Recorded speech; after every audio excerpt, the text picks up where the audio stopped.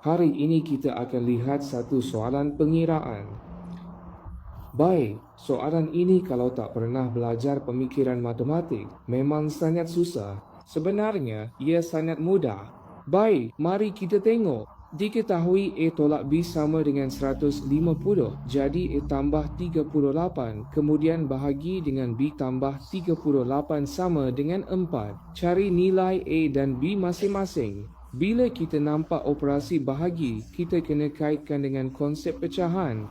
Jadi, macam mana kita nak selesaikan soalan ini? Pertama sekali, mari kita mengubahnya. Okey, tambah 38 dibahagikan dengan B tambah 38 adalah sama dengan 4 bahagian. Okey, 4 bahagian.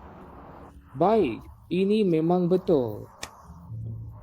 Seterusnya, sebab kita dah tahu A tolak B sama dengan 150, jadi kita tolakkan pembilang dengan penyebut, iaitu A tambah 38 tolak B tambah 38. Kemudian, hasilnya ialah A, 4 bahagian.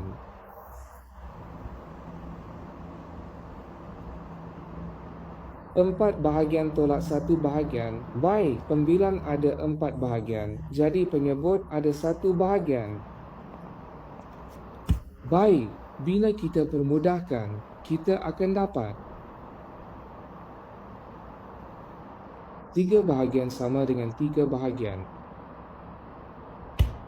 Baik, jadi di sini kita batalkan.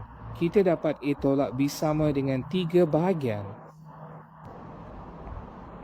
Okey, kemudian kita juga tahu A tolak B. Soalan dah bagi, iaitu sama dengan 150. Jadi maksudnya satu bahagian bersamaan dengan 150 bahagi 3, iaitu 50. Jadi kita boleh dapat satu bahagian ialah A sama dengan 50.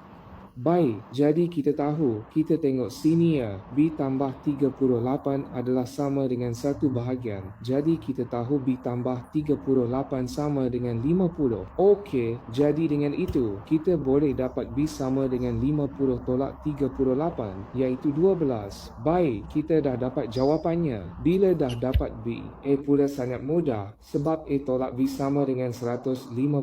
Betul tak? Jadi A tolak B adalah sama dengan A, B ialah 12, kemudian sama dengan 150. Jadi A sama dengan 150 tambah 12, iaitu 160. Kita dah dapat nilai A dan B, dah belajar. Jangan lupa like dan follow Cikgu Suria.